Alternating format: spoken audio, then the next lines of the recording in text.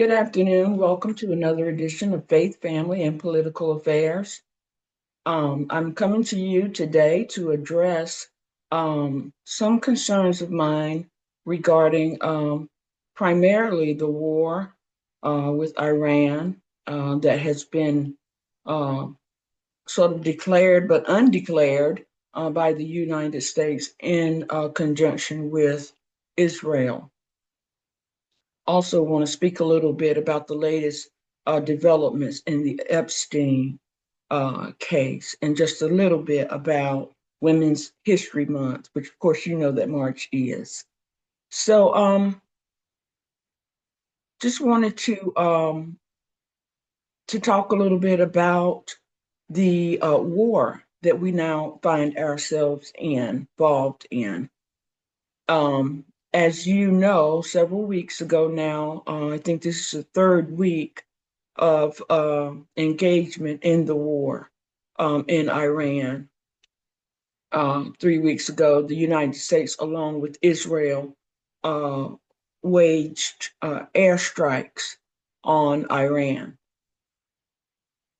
And at the time, there were mixed public reports by the leadership of the United States as to why our country was even getting involved in this war.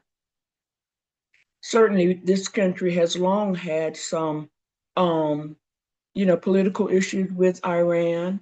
Um, we have been very adamant that our policy was that Iran should not develop nuclear capabilities, and we have acted as a country with other countries, including Iran. Under President Obama, there was an agreement that several countries entered into, including our country and Iran, that would prevent them from developing nuclear capabilities. And they halted at that time whatever plans they had in place to do that. But when this new administration, when the Trump administration came in, they quickly got rid of that agreement.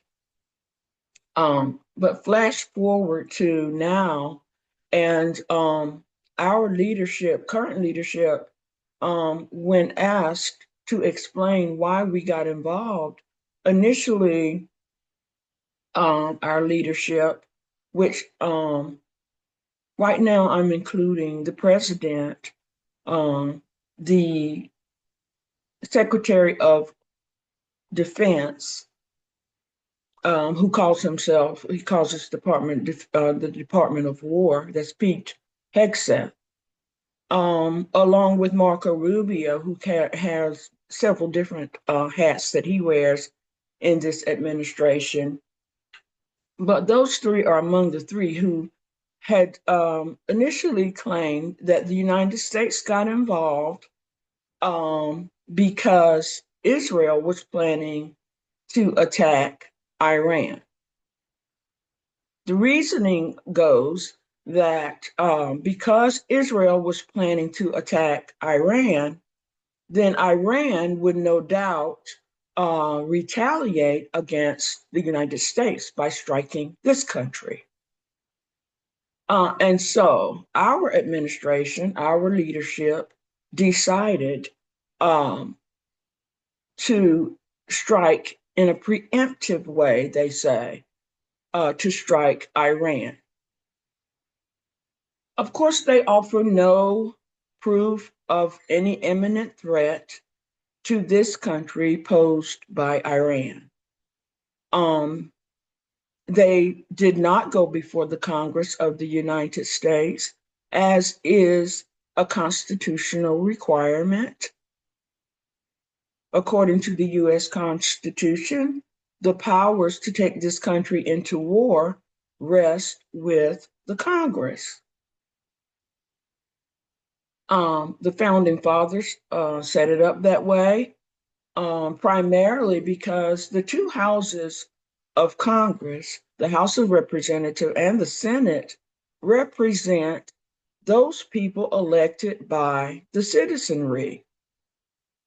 And the thinking was that if you get an okay from the Senate and from the House of Representatives, then you have heard from the voice of the people, as these people are elected to speak for the people.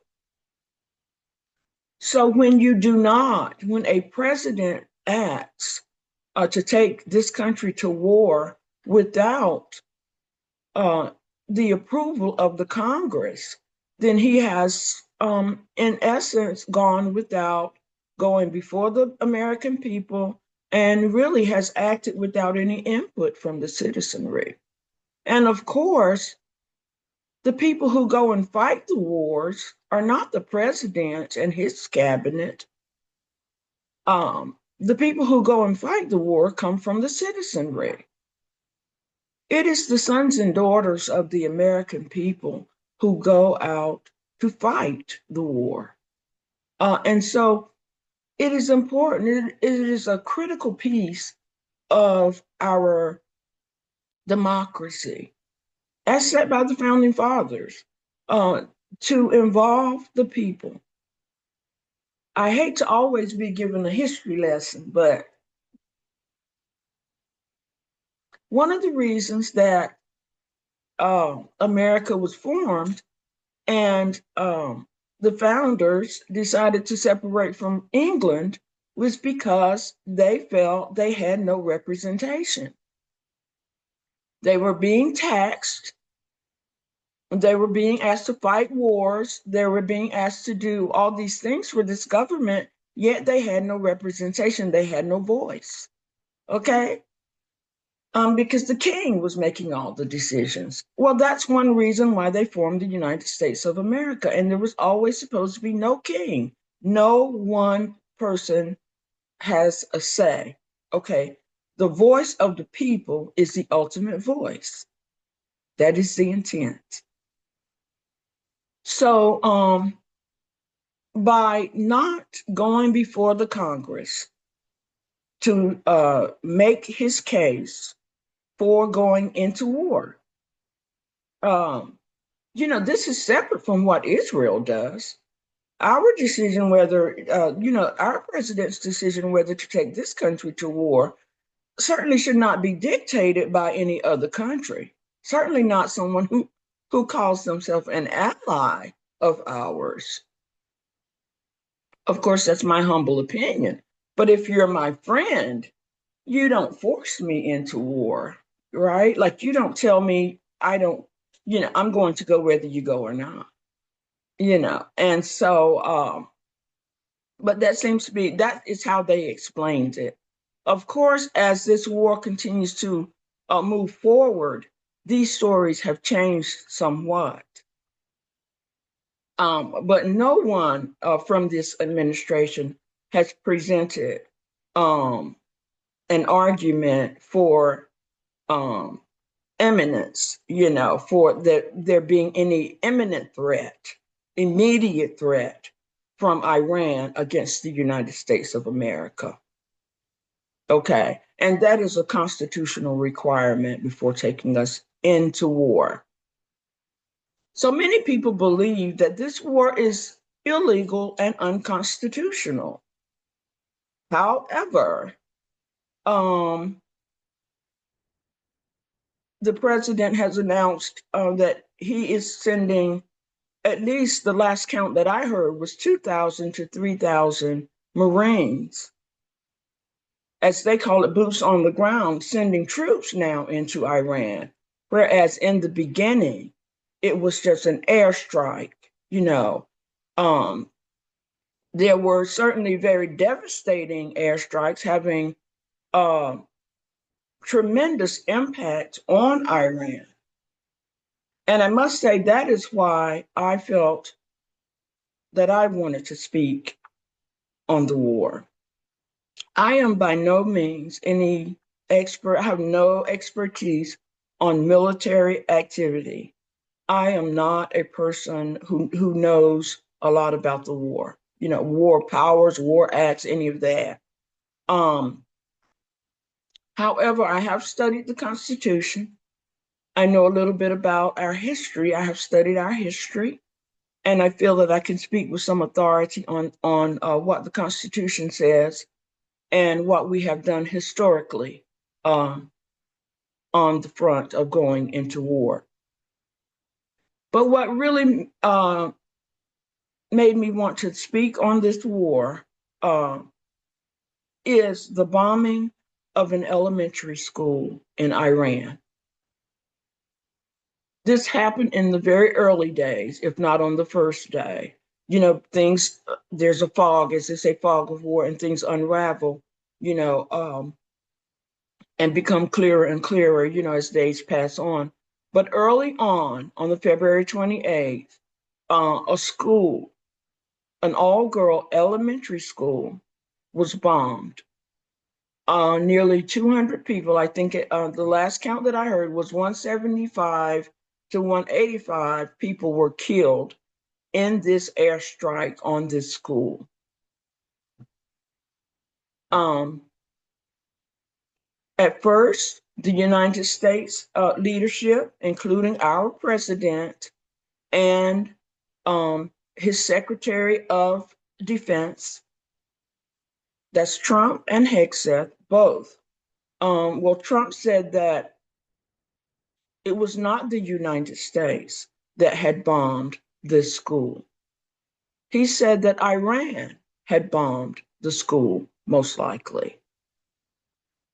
And Hegseth echoed that Iran is the only country involved in the conflict, in which there are, of course, three countries involved at the moment. That is Israel, the United States, and of course, Iran. Well, Pete Hegseth said Iran is the only country involved in the conflict that fires upon its own people. He made that statement in support of Trump's statement that Iran had most likely bombed the school. So let's just let that sit for a minute, that this is an elementary school. You know the ages of children that are in elementary school. They're babies. They're our youngest. Okay, they're the youngest people. Okay. Um,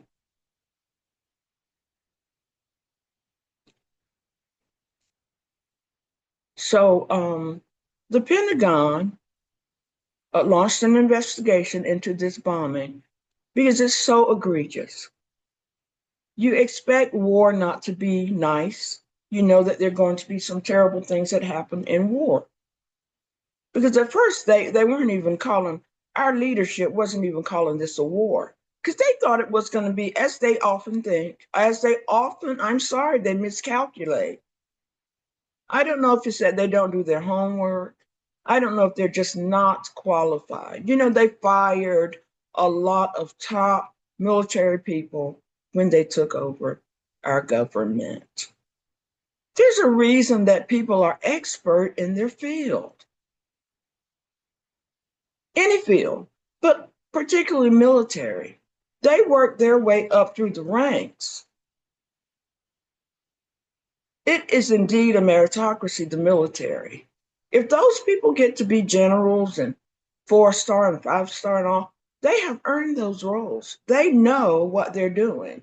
And the United States military is the top military in the world, has been for some time. So when this administration came in, they got rid of top generals, you know, top military minds. If you don't think that that was going to have any repercussions when you decide to take the country to war, you're just not thinking clearly. I'm not, as I said, I'm a proponent of peace. I have not studied war. But even I know that this is serious business. You want your top minds making decisions. Okay.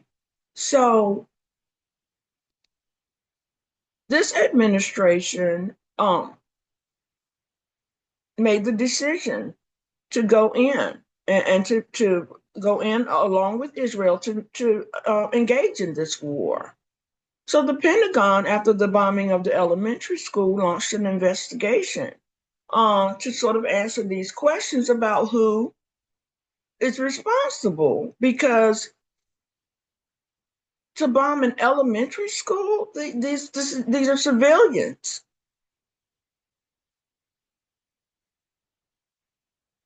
and children.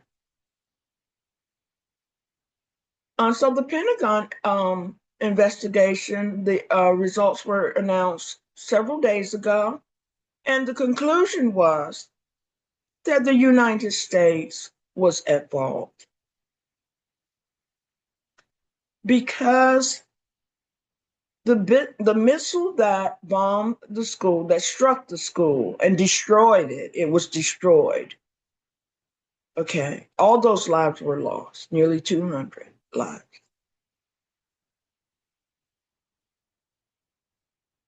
Okay, so the only country that has the Tomahawk missile that is deemed to have been responsible for this strike, the only country that uses that missile is the United States of America.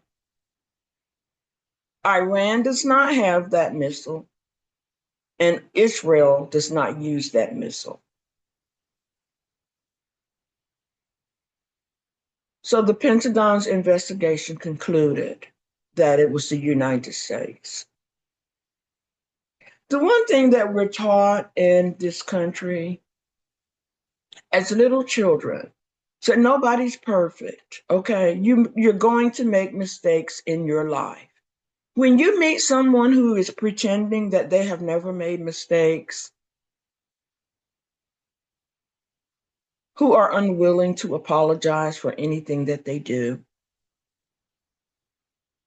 they are delusional or willingly lying to themselves, but certainly to others. We all make mistakes. But we're taught that when you make a mistake, you own it. You own it and you apologize for it. But this administration, headed, of course, by Donald Trump, who almost never, I don't think, since I've uh, followed his presidential career, because I did not keep up with him when he was doing The Apprentice and all of that stuff. Um, he came onto my radar when in the 2016, run up to that election. So, but I have never seen him apologize for anything publicly that he has done.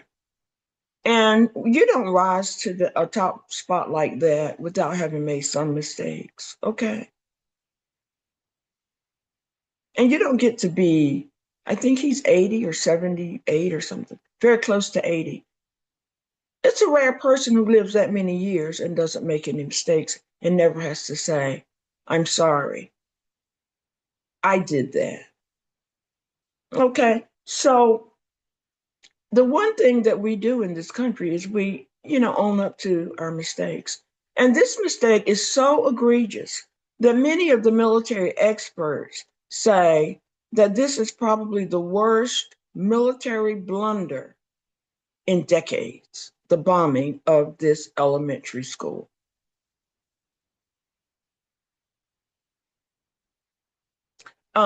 It is said that the United States was acting on outdated information. Apparently, the facility um, that they bombed, um, you know, um, it was just outdated, the information that they had.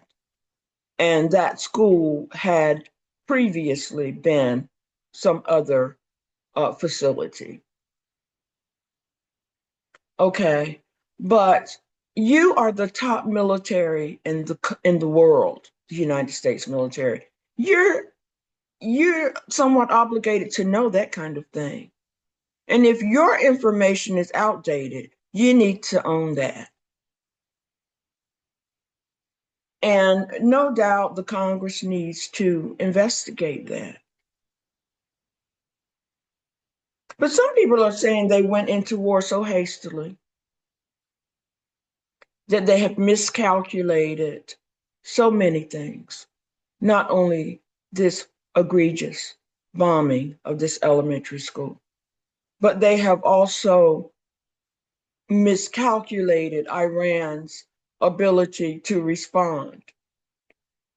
Last week, the words came out of our president's mouth that the war was over. He said it was over. And yet, now there are 2,000 or more troops being sent to be on the ground there in Iran. So sometimes we don't know if he's just lying, because I get so tired of all these ways to say he's not telling the truth. People will say he's misrepresenting the truth. People will say he miscalculated. But sometimes your job is to know. And either you know and you're lying,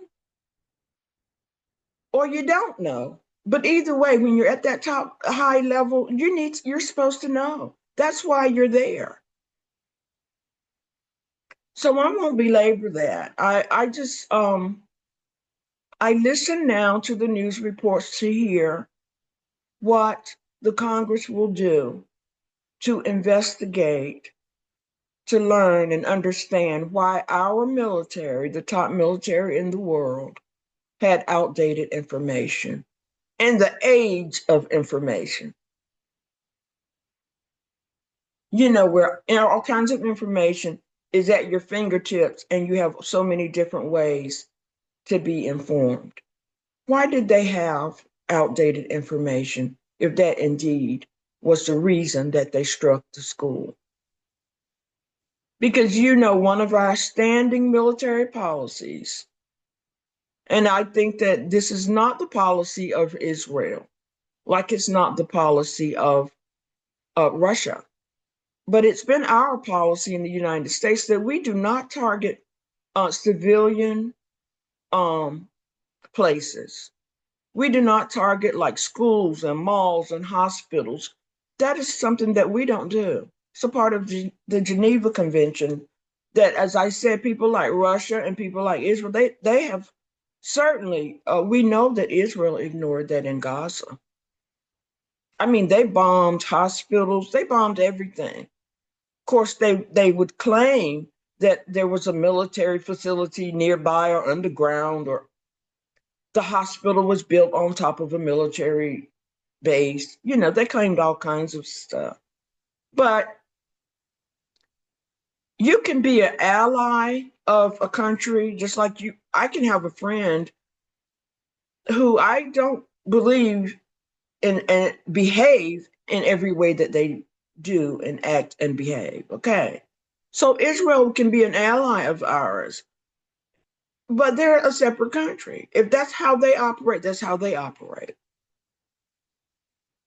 But our way of operating in the world, which is why the United States has been so respected around the world, we don't target civilian landmarks. We don't bomb schools. This is what's so sad about this administration. It's so wrong. And I just keep waiting for them to get checked. The checks and balances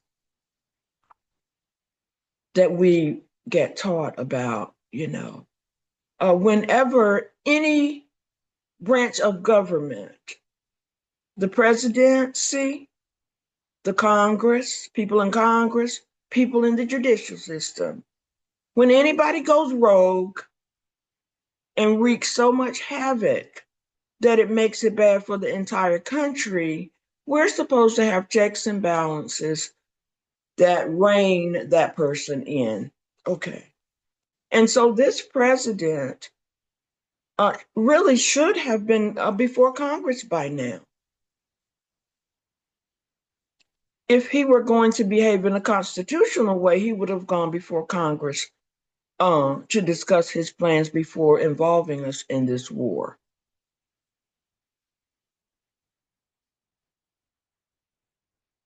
Um, but this is not the first time that this president has skirted the Constitution. Just a few weeks ago, we know that he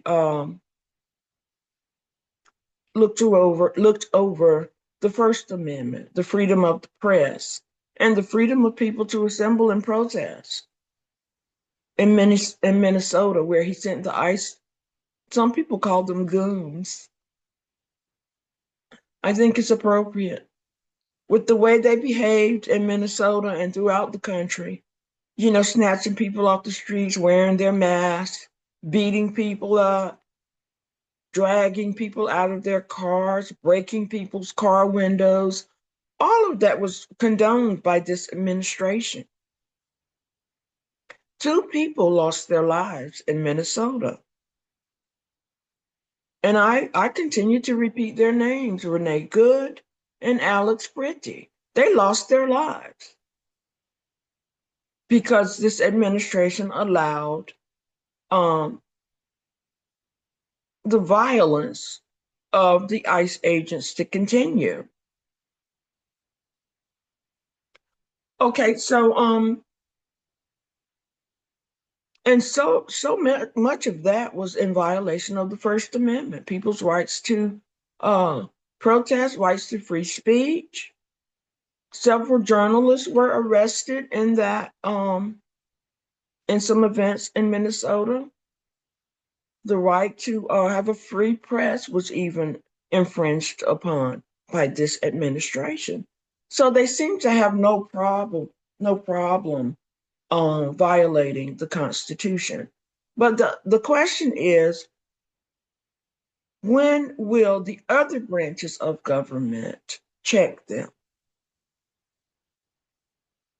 force them to explain? Okay, and hold them accountable. We don't know whether that's any kind of legal charge for violating the Constitution, but certainly they should be brought before the Congress to explain themselves. The president, certainly, and the Secretary of Defense, and perhaps even some others, whomever had a role in this um, bombing of the school, where once again, nearly 200 people were killed, mostly children. So I'll leave that there for now. But I urge you to continue to pay attention to the progress of the war. Of course, my thoughts and prayers, our thoughts and prayers here at Faith, Family, and Political Affairs always rest with our military people because they risk it all. Um, going into battle, they take commands from their top leadership and they go where they're sent and they do what they're told to do.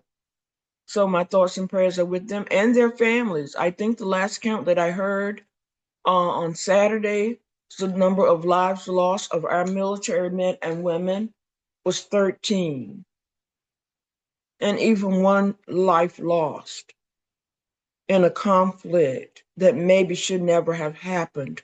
That's too many lives.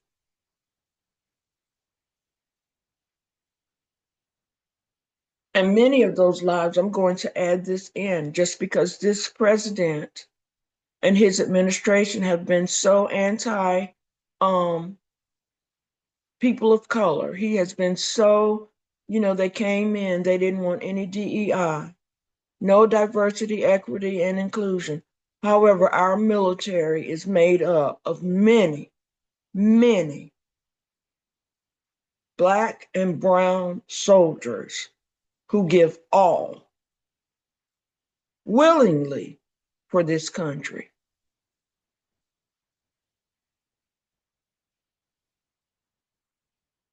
And in my humble opinion, he owes them an apology.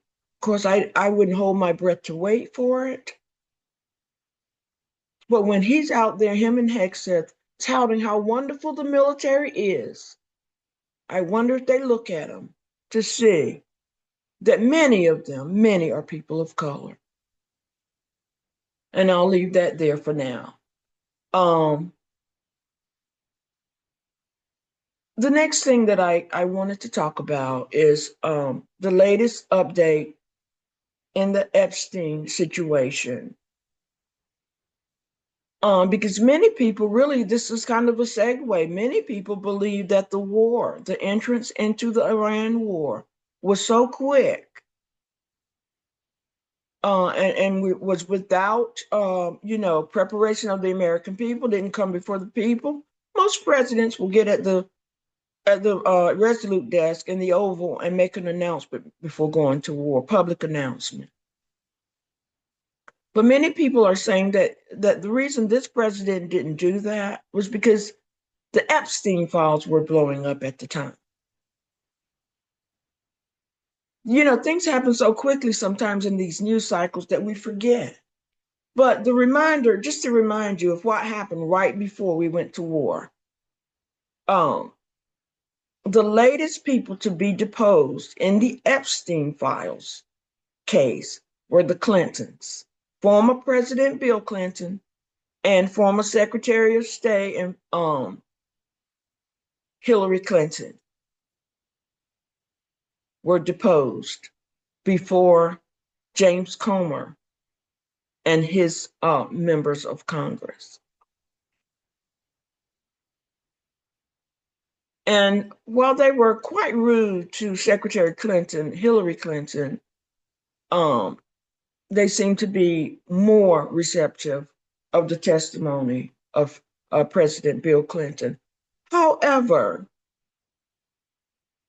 once you depose Bill Clinton, a former president, and his wife, the only place to go from there in the Epstein case, if you're talking with people who were involved with Epstein and are in the files, the only place to go is the sitting president and his wife. So Hillary Clinton was deposed on that Thursday. Bill Clinton was deposed on Friday. And on Saturday, we were at war with Iran. Go back. When I tell you, when I say stuff that you have any questions about, always go back and check it out. Google it, ask Siri about it, ask any of your streaming services, because I want you to be informed. More than I want you to follow me, I want you to be informed. So just the juxtaposition of that, just think about that. I ran on my social media pages that photo, the iconic photo now of Donald Trump, Melania Trump, Jeffrey Epstein, convicted child sex trafficker, and Ghislaine Maxwell, convicted accomplice. That photo is everywhere. And so my thing is, you're going to depose the Clintons, who are nowhere near that whole party scene. Hillary Clinton said she never even met Epstein, never went to the island. And of course, Bill Clinton says that, he had business dealings with Epstein. And, but it is widely reported that he was best friends with Donald Trump for decades. You would think that picture, that iconic photo, it's at least some support for that. So the next people to depose would be them. And so we find ourselves at war. And the Epstein case now was taken back burner until another release of the files which was the complete release was demanded in December, but they continue to trickle out from the Department of Justice. So anyway, the latest files, the representative Melanie Stansberry from New Mexico, she found some new and disturbing information in the files when she went to look at them. And I'm just going to try to share a video with you of her discussing her findings. And she has launched a whole new investigation into the Epstein case in New Mexico because of these new revelations. Apparently, there was a site that Epstein used to bring girls to, and things that are alleged in the files. So I'm going to let Representative Stansberry tell you what she has found. I hope we can get the video to play. New Mexico with a breaking update in the Epstein investigation. And that is today, New Mexico's Department of Justice has begun its on-site investigation of Zorro Ranch. This investigation is crucial as a part of our larger investigation into the crimes that happened by Jeffrey Epstein, Ghislaine Maxwell, and his associates here in New Mexico, as part of New Mexico's investigation through our state Department of Justice and our newly passed bipartisan Truth Commission. Now, one of the things that's important to know is that New Mexico's Zorro Ranch is a place where multiple crimes were reported both to federal authorities as well as state and local authorities. In fact, there are records dating back to the mid-1990s of abuse happening at the ranch, including a report to the FBI in 1996 by a survivor and multiple other reports over the years. And one of the significant pieces of this case is to understand why justice was never pursued at the state, local, or federal level. So this investigation is a piece of trying to understand what happened at the ranch, to look at things that may have occurred, especially because after Jeff Rich, and because it is a crucial piece in getting to the bottom of truth and accountability here in our state, to hold those who are still able to be held accountable to the law, as well as seeking justice and healing for survivors here in our state. So we are so grateful for the work that the New Mexico Department of Justice is doing. We are so grateful for our state legislative leaders like State House Representative Andrea Romero and State House Representative Mariana Anaya, who are leading on our Truth Commission. And we are so grateful to all of the survivors and our community who has shown up, especially over the last several weeks, to show support for survivors. And I want to say from the bottom of my heart, thank you to everyone, all of the hundreds of New Mexicans who showed up yesterday to show their support for the survivors, to march and to stand in solidarity at Zorro Ranch yesterday. I had the opportunity to meet with survivors afterwards, and I want to share with you that what they shared with us is that they felt like New Mexico was home and had welcomed them. So thank you to all of our New Mexicans out there who are leading the way, who are leading with your hearts, and who are seeking truth, justice, and accountability, because that is what this case is all about. Well, I am coming to you from New Mexico with a breaking update in the Epstein investigation, and that is today, New Mexico's Department of Justice has begun its on-site investigation.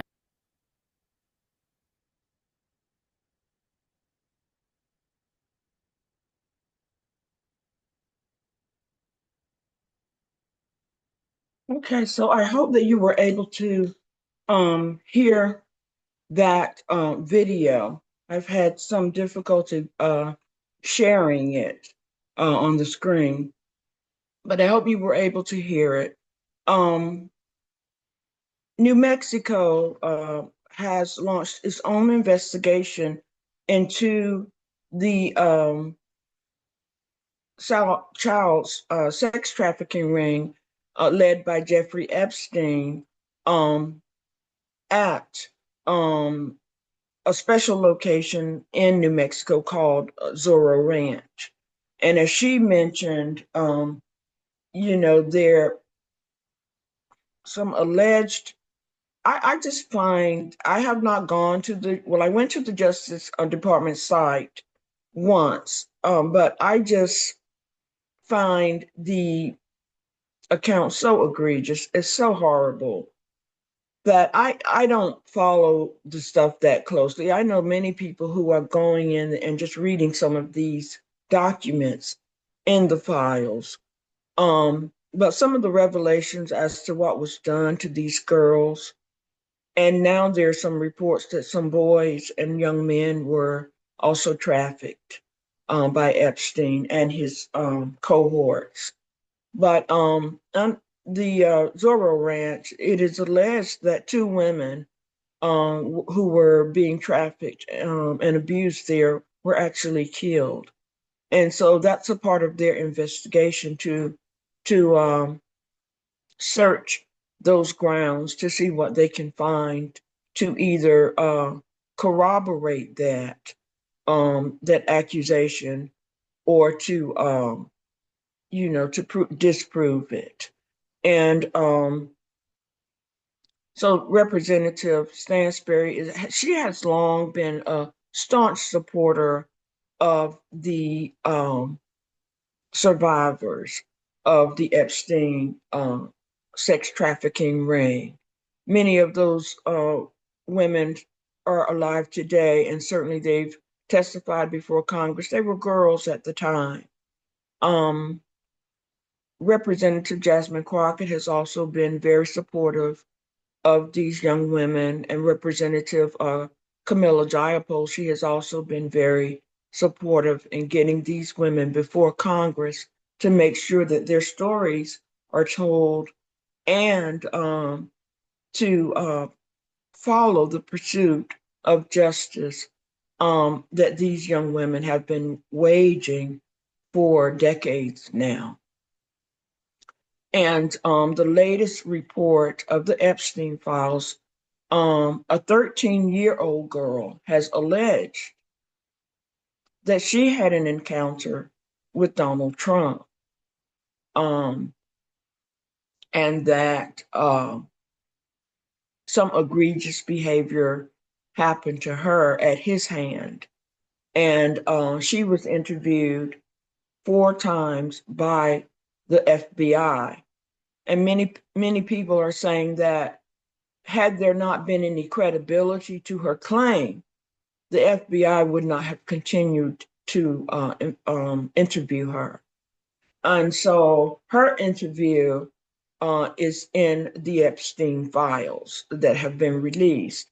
But my understanding is that those files are heavily redacted, which just means that some of the information is blacked out and you cannot read it. So, the Congress, many members of Congress, led by Representative Ro Khanna, a Democrat, and Representative Tom Massey, a Republican, many of them are pushing to have full disclosure of the Epstein files and to ultimately have people brought to justice who are deemed and proved to be cohorts or culprits in the abuse, sexual, physical, and mental abuse of these young women. And as I said, reportedly of some young men as well. And so my prayers continue to be with the survivors because not only were they assaulted when it happened and their lives so horribly changed, because many of them, as grown women now, when they share their stories, they come to tears. It's very sad to watch. Um, but my thoughts and prayers are with them as survivors. And I hope and pray that they will ultimately see some justice. They are certainly deserving of it. So, my final and last segment for this video is I just wanted to kind of change the tempo a little bit. Everything is so serious right now, and I don't know about you, but there are times when I look for bright spots, and that's how I continue to move through the rough periods. You know, because life can be bittersweet. But this is Women's History Month. And I have a special plan at Faith, Family, and Political Affairs that I am planning to do. And part of that is the Cicely Tyson tribute. And I'm planning to show several of her movies and have discussions around them.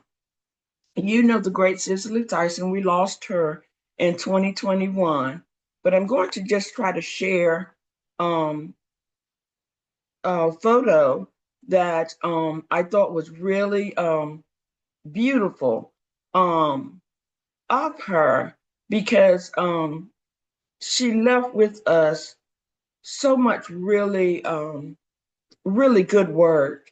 And I just wanted to, at Women's History Month, pay tribute to her. There are really wonderful films.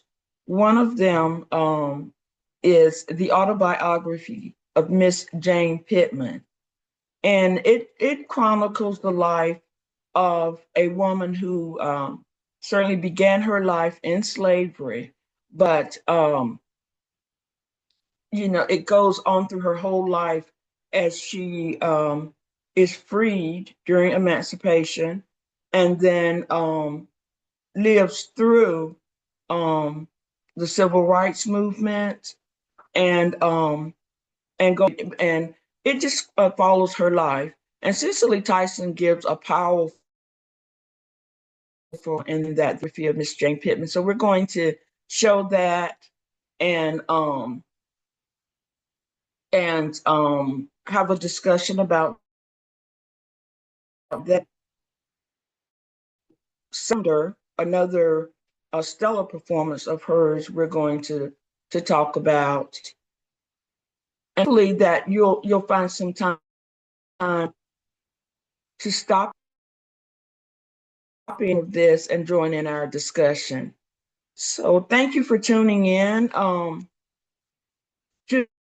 to Faith, Family, and Political Affairs. We hope that you have learned something. As always, you know, my goal in doing this, I'm always hoping that you learn something. Of course, that you're introduced to some new thought, and